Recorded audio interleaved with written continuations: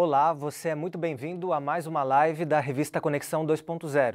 Como você sabe, essa é a revista que é distribuída para toda a rede educacional adventista aqui no Brasil, e esse programa existe como um espaço para a gente dar dicas, trocar experiências e também oferecer alguns conteúdos adicionais para que você possa utilizar esse material como recurso muito útil na sua sala de aula. No programa de hoje nós vamos receber 4 convidados e ao longo de 4 blocos nós vamos conversar sobre algumas temáticas da revista. A gente vai para uma vinheta rápida e eu espero você na sequência.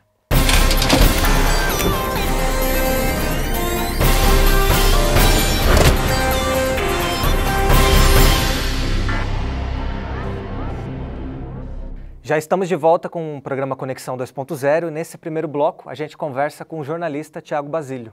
Tudo bem, Thiago? Tudo certo. Thiago, junto com o Rubens Santana, é o autor da matéria de capa da Conexão desse bimestre, falando sobre um traço marcante da nossa cultura, que é o jeitinho brasileiro. Thiago, como que o jeitinho se manifesta no nosso dia a dia? O jeitinho ele se manifesta de diferentes níveis, o tempo inteiro, desde o momento em que você tenta furar uma fila, o jeitinho do mal, passando também por outros momentos que você tenta ajustar ali uma situação na aula para ajudar o colega, mas de uma forma positiva, enfim, cotidianamente. E daí nós vemos também ele de forma mais ampla, né? Na política nós vemos vários jeitinhos, na economia nós vemos vários jeitinhos, e nós vivemos, resumidamente, em torno do jeitinho brasileiro. E a gente poderia dizer que esse jeitinho ele tem vícios e também virtudes? E qual que seria a linha divisória entre um e outro?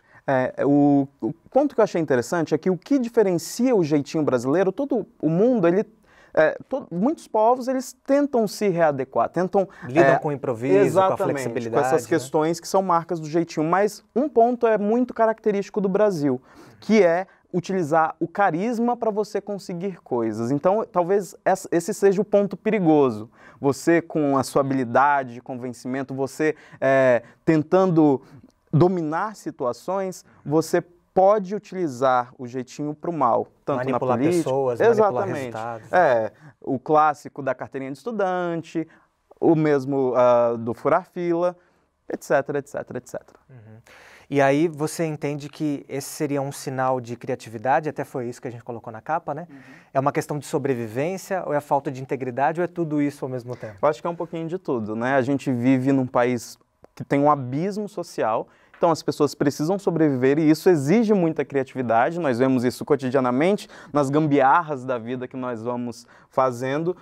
Ou até no empreendedorismo, né? Também é um traço que a gente fala economicamente, né? Na crise você vê muita gente abrindo empresas, por exemplo, aqui no Brasil, hoje nós tivemos um crescimento enorme de pequenos investidores, né? Micro e pequenas empresas crescendo em função do desemprego, o brasileiro se vira, né? Mas também nós temos essa questão da integridade e eu acho que isso... Temos diferentes níveis, mas isso se materializa de forma muito evidente quando nós vemos as grandes fraudes do Brasil. Como elas se dão?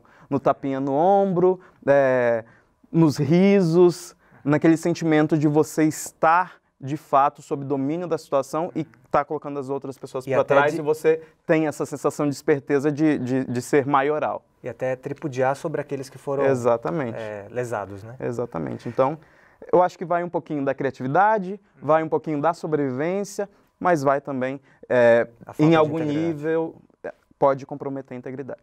Eu acho que isso pode dar boas discussões em sala de aula. Sem dúvida. Por isso que a gente pode ir agora para as dicas práticas de como os professores podem utilizar isso em várias disciplinas. Por exemplo, na área de ciências humanas, sociologia, geografia e história, e tá essas páginas 10 a 15, que é a tua matéria de capa, pode-se realizar uma pesquisa de campo na comunidade, ali nos arredores da escola, identificando, por exemplo, nas ruas, evidências do jeitinho brasileiro. Isso não vai ser muito difícil, não, né? Sim. Os alunos devem apresentar depois essas evidências por meio de fotos, trazendo para a sala de aula e gerando um debate ali entre os professores e o aluno. Nós também podemos levar isso para a sociologia, né, analisando pontos positivos e os negativos referentes ao jeitinho brasileiro nas relações sociais. Nós trazemos algumas abordagens dessas na própria matéria. Excelente. Na área de geografia, é possível examinar a informação apresentada na matéria com referência ao prejuízo econômico, né, os dados são aos bilhões aí no Brasil, causado ao país em virtude do jeitinho brasileiro. E com base nesse aspecto, trocar ideias com os alunos a respeito da corrupção, verificando com eles as raízes desse problema.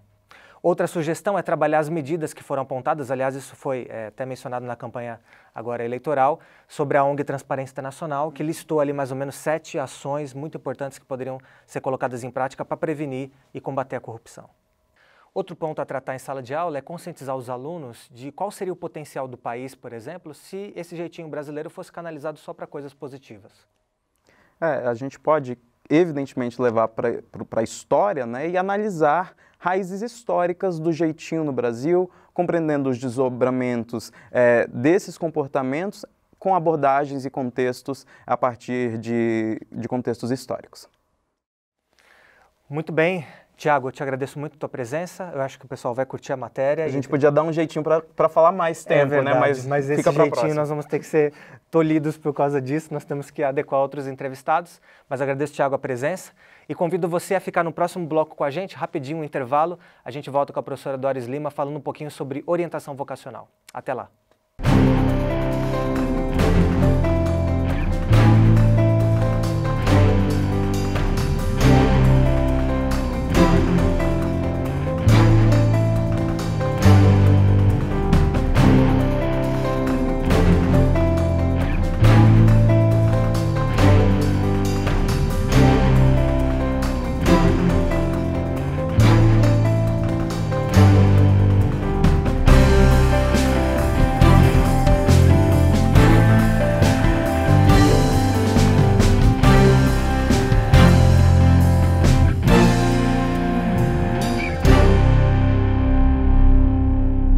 O intervalo foi rápido, nós já estamos de volta aqui com o programa Conexão 2.0, o nosso segundo bloco, e como anunciamos anteriormente, vamos conversar com a professora Doris Lima. Então, nesse segundo bloco, nós estamos com a professora Doris Lima e nós vamos falar um pouquinho sobre orientação vocacional. Não é isso, professora? Isso Obrigado aí. pela presença aqui. Eu agradeço. Desde o começo desse ano, nós colocamos uma nova seção na revista Conexão chamada Guia de Profissões. Então, ali tem um perfil mais ou menos do aluno ou do profissional para exercer aquela área, campos de atuação no mercado de trabalho, o currículo que ele vai ter contato na faculdade, enfim, para dar algum norte para esse aluno. Mas a primeira pergunta que eu faço é, no mundo que passa por tantas mudanças, em que as profissões estão se reconfigurando, talvez nós vamos ter profissões novas daqui a 10 anos que nem existem hoje. Como que a gente pode pensar em vocação profissional nesse contexto, em que talvez o aluno vai ter que mudar de área ao longo da vida e talvez se preparar para coisas que nem existam ainda? É verdade, boa pergunta. Bom, mas na realidade a gente teria que definir primeiro o que é vocação. Então, a grosso modo, ela é a inclinação natural para uma certa profissão, levando em consideração o que mais gosta de fazer, o que faz bem e o estilo de vida que a pessoa tem. Tudo isso a gente tem que levar em consideração. É claro que a vocação é o melhor caminho para uma escola profissional. Se ela tiver a vocação em cima de tudo, né, é a melhor escolha. Mas quando escolhe uma carreira e se ela for casada com o que a pessoa mais gosta de fazer, a chance de ser bem-sucedida ela é muito maior. Por exemplo, hoje nós temos a Base Nacional do Ensino Médio, né, a Base Nacional Curricular, ela ainda não foi homologada, ela está para ser homologada. Mas quando ela for homologada, ela traz assim os itinerários formativos, que vai ter uma parte de base comum e a outra parte são os itinerários formativos, que isso aí já está estimulando a criança Dá um direcionamento para um ensino técnico, para uma profissionalização. A previsão disso é para 2020?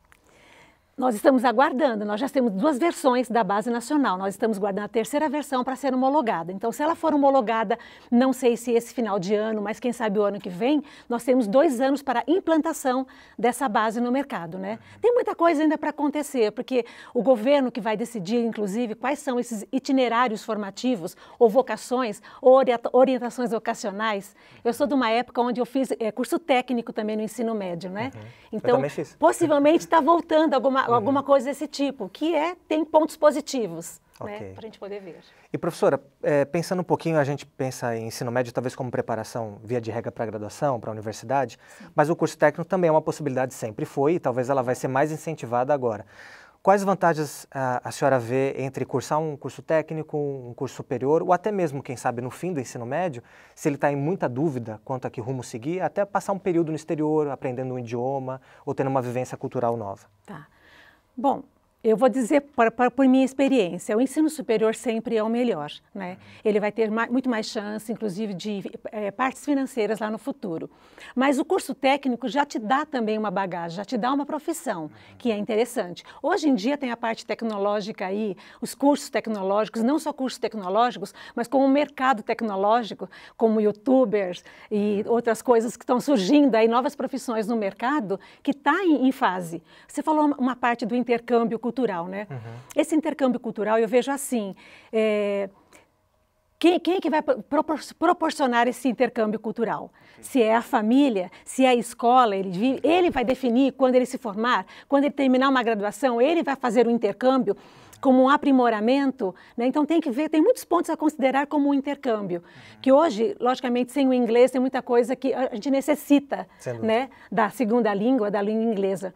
Mas vamos supor que eu queira fazer alguma coisa ligada à língua francesa. E a escola me proporciona uma oportunidade da língua inglesa, de conhecer a Inglaterra. Então, para mim, talvez não seja tão útil. Então, essa parte de intercâmbio cultural, talvez eu ainda tenha receio de falar sobre ela. Mas entre curso técnico já é profissionalizante, a universidade ela dá mais oportunidades para o aluno, inclusive para o futuro, né?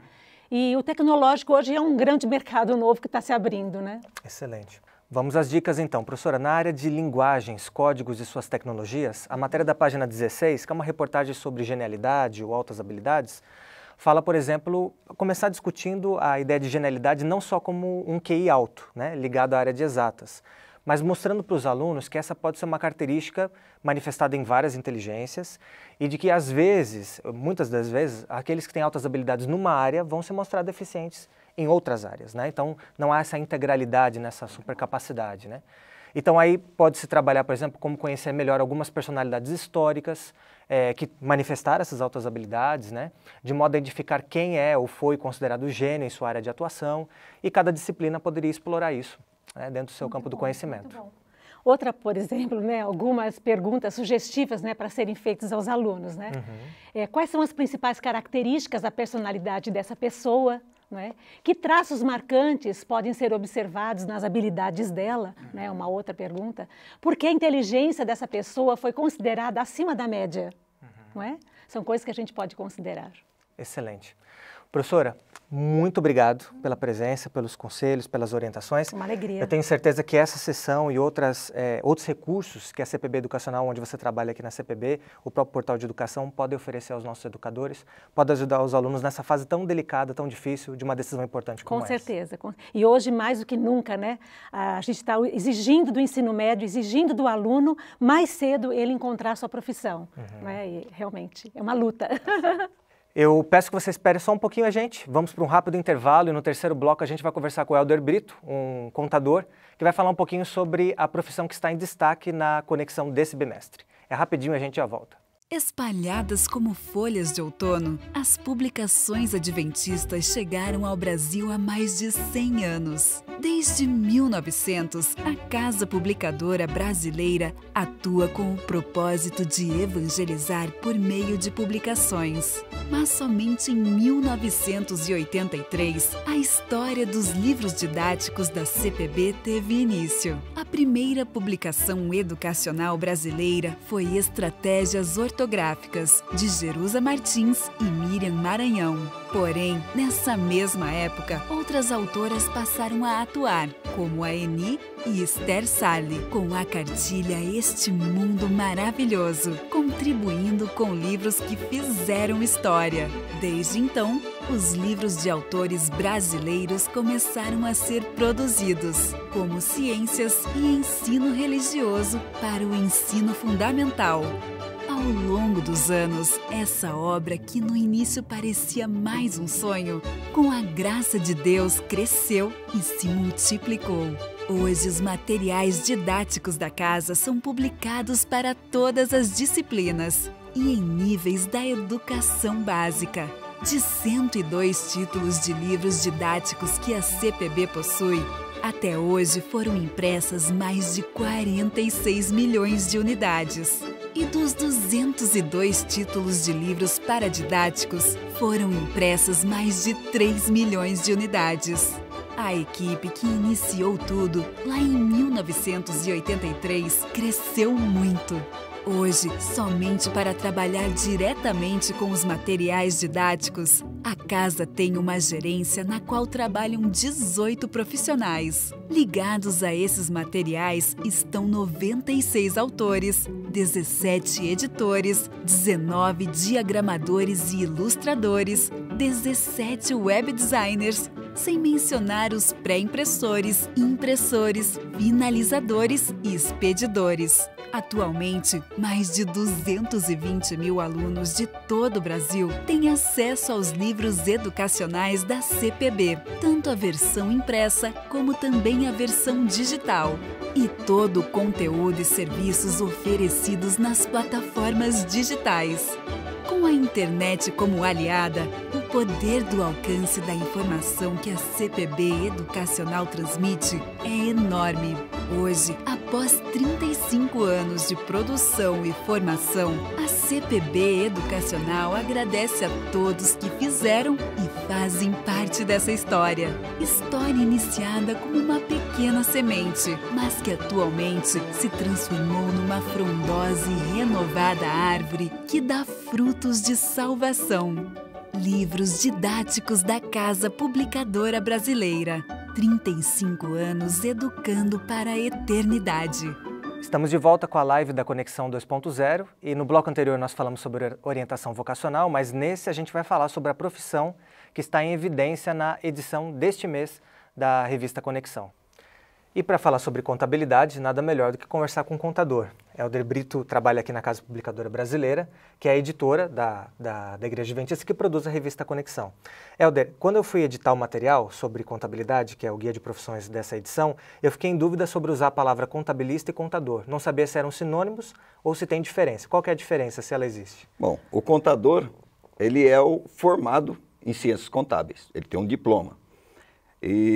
E ele é essencial dentro de uma empresa porque ele cuida de todo o aspecto financeiro, tributário, econômico e também o patrimonial da empresa. Uhum. O contabilista, ele é o técnico de contabilidade. Aquele que fez o curso no ensino médio e se formou técnico em contabilidade, ele é o chamado contabilista. O que no passado foi chamado do guarda-livros. Uhum. Mas a partir de 2012, o Conselho Federal de Contabilidade, ele denominou trabalhador da contabilidade.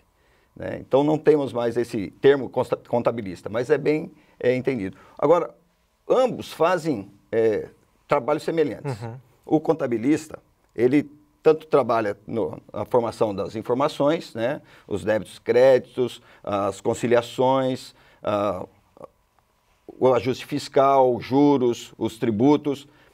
O que o contabilista não tem atividade, não pode exercer? Ele não pode ser um perito, um controller, um auditor. Então, ele é limitado apenas a isso. O contador, já por outro lado, ele pode trabalhar tanto numa empresa privada, né, como também trabalhar como autônomo. Ele abriu um escritório de contabilidade, ser prestador de serviço. Excelente. E Helder, a impressão que eu tenho é que com a mudança da tecnologia, também com o fenômeno da globalização, parece que o trabalho do contador cada vez mais ele está menos mecânico e no sentido mais de uma consultoria, daquele que entende da saúde financeira da empresa, colabora para isso e ajuda nesse processo decisório. É assim que você enxerga hoje a profissão? Sim. Com a tecnologia, as informações elas se tornaram no momento. Né? Você consegue ter as informações que precisa no momento. E elas são cruzadas o tempo todo, estão disponíveis para o governo? Assim. Sim, tanto o governo como também para os gestores. Né? Você pode, com um teclado só, você ter uma informação do momento, como está a saúde da empresa naquele momento, e isso vai ajudar ele na hora de tomar a decisão do que fazer. Né? Com a tecnologia, o que trouxe para nós? Bom, nós ficamos órfãos, né, de RPs, né, de sistemas. Isso colaborou para o dinamismo da vida do contador, tanto que se não fosse a tecnologia, talvez nós não conseguíssemos acompanhar as inovações. Né? Por outro lado, aumentou a fiscalização, porque o cruzamento de informações facilitou essa fiscalização. Facilitou. Então, hoje, com os SPEDs, né, que é o Sistema Público de Escrituração Digital, com as notas fiscais eletrônicas, tudo isso está cruzado e dinamizou a nossa vida, porque nós temos que realizar as informações no mês. Não pode deixar nada para depois e nem dar um jeito. Excelente. E isso também, creio que aumentou a responsabilidade de vocês, né? Já que agora o trabalho de vocês e das empresas estão cada vez mais expostos, né? A transparência, ela exige mais isso. Mas, Helder, já que a gente está falando de contabilidade, vamos talvez dar algumas dicas aqui para os professores na área de matemática, que certamente é um campo que pode ser explorado em várias matérias da conexão. Uma delas é a matéria de capa. Acho que juros compostos e progressão pode ser um dos aspectos ali. Com certeza, né? Até fica a dica, né, na revista mesmo, na matéria, na página de 10 a 15, isso. Você encontra ali a base, informações do Ministério Público, falando sobre a corrupção, em que nível ela chega no Brasil, ou seja, de 200 milhões de reais. Bilhões, né? Bilhões de reais, quanto ela custa, né? Isso. E aí, isso fica a dica de professor propor para os alunos fazerem uma pesquisa, né, sobre como utilizar esse superávit obtido com o objetivo de calcular o tempo que o país levaria para cobrir os custos com a corrupção se investisse esse dinheiro nos diversos meios disponíveis à população. Ou seja, exemplos, poupança, o CDI, fundo de investimento imobiliário, entre outros, sem deixar de levar em consideração o débito anual mencionado ali com a corrupção. Ok. Outra área também que pode ser explorada é a questão de ciência da natureza. Na página 7, nós temos uma seção que trata de alguns números e traz um número assim preocupante, que o Brasil ele recicla muito pouco do seu lixo. Então, o professor pode trabalhar isso em sala de aula, uma atividade pode ser realizada especialmente nas disciplinas de biologia e geografia. Então, por exemplo, pode-se averiguar o prejuízo financeiro do Brasil por não realizar reciclagem adequada ou no potencial que o país tem. Os alunos podem calcular quanto custa cada quilo de lixo não reciclado, tentar encontrar soluções também para várias questões, né? Como o dinheiro economizado com a reciclagem poderia melhorar o meio ambiente, ser reinvestido nesse processo para diminuir o impacto, qual é o impacto ambiental do lixo que se acumula nos lixões, né? E qual é a capacidade dos lixões e aterros sanitários da cidade em que a escola está inserida, o aluno vive, e qual o custo desses espaços para a população em geral. Sim. Outras perguntas ainda podem ser levantadas. E eu acho que você pode dar algumas sugestões também para o professor. A sugestão: o que pode ser feito para reduzir a produção de lixo? Que ações relativas à reciclagem as pessoas podem praticar na sua própria casa? Excelente. Helder, eu acho que a gente teve uma boa noção do que é a função, a profissão da contabilidade, e é mais uma opção para os professores poderem, em sala de aula, orientar os seus alunos, aqueles que têm inclinação para essa área mais de exatas e matemática. E eu creio que foi de grande ajuda a tua participação, eu agradeço aqui. Eu que agradeço. E eu quero convidar você, a gente vai para o último intervalo e na sequência a gente vem com o nosso último e quarto bloco, que é com a professora Nádia Teixeira, falando um pouquinho sobre como conversar com aqueles que pensam diferente de nós. Um tema muito importante em tempos de rede social e polarização política. A gente volta daqui a pouco. De tudo que aprendi, sonhos que eu vivi, sei que ao meu redor nunca estive só.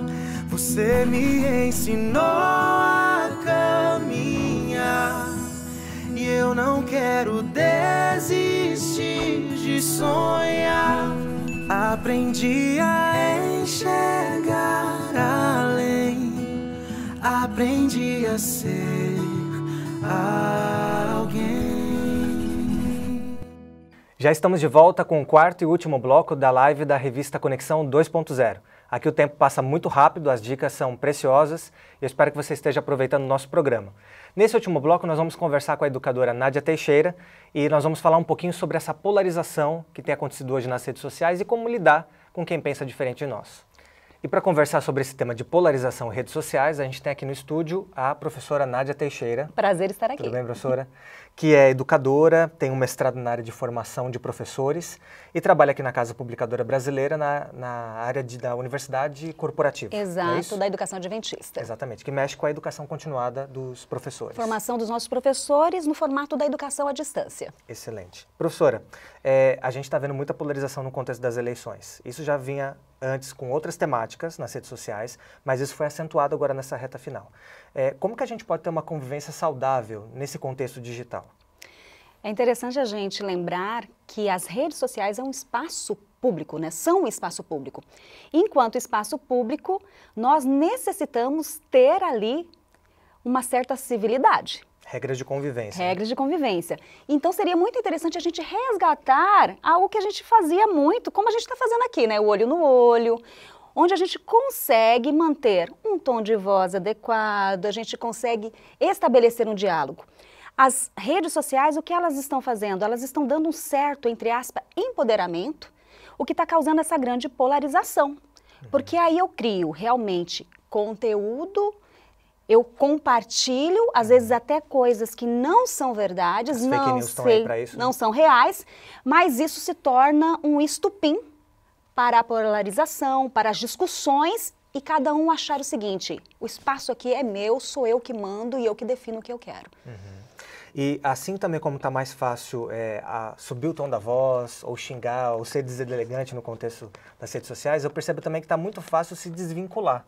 Então está fácil sair dos grupos do WhatsApp, está fácil bloquear alguém.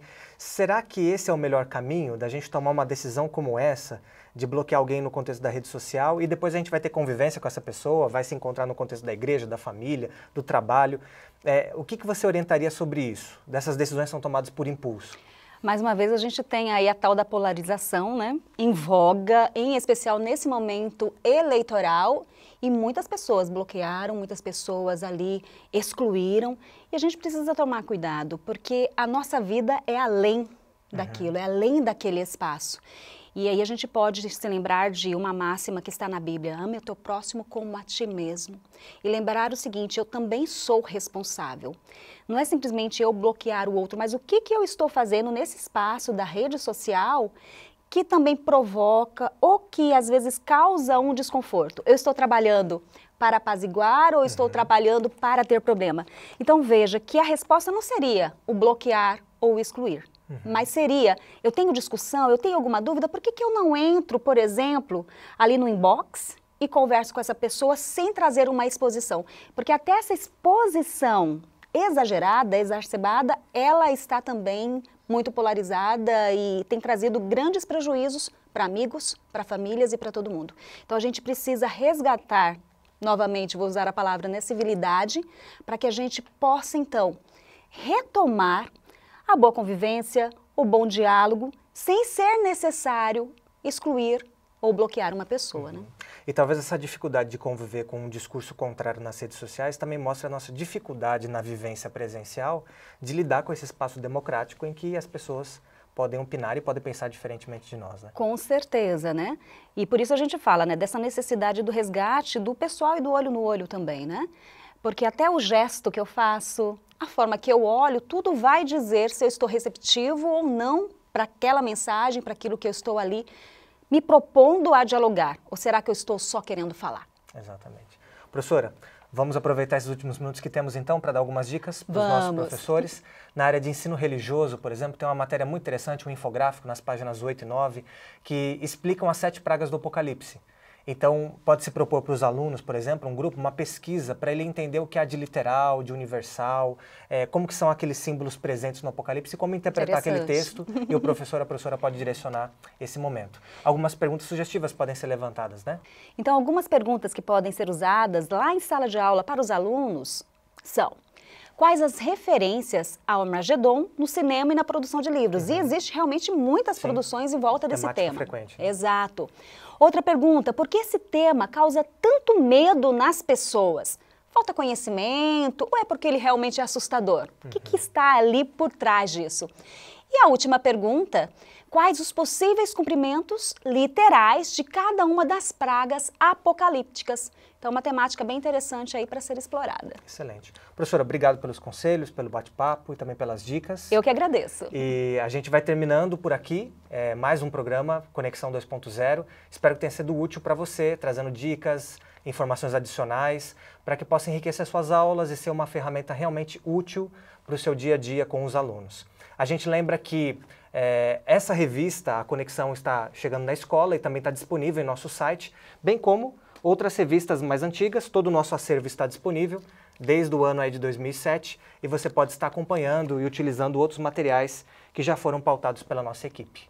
A gente agradece a audiência, vamos continuar em contato nas redes sociais e nos canais de comunicação que temos e nos vemos daqui 3 meses na nossa próxima live. Até lá!